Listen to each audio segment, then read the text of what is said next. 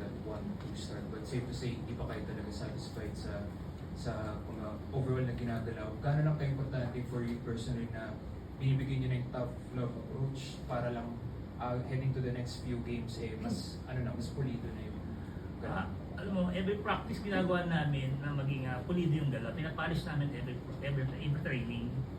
And then during training, gusto namin ma-minimize yung mga errors and then ma-polish yung attack and then yung combination play at saka yung perfect natin yung receipt. Sa practice namin, lumalabas naman yung nasa 80% na kayang gawin eh.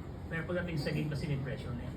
So talagang doon mo malalaman kung medyo matibay yung dibdib ng mga players mo, kung kayang i-execute yung nagagawa sa training.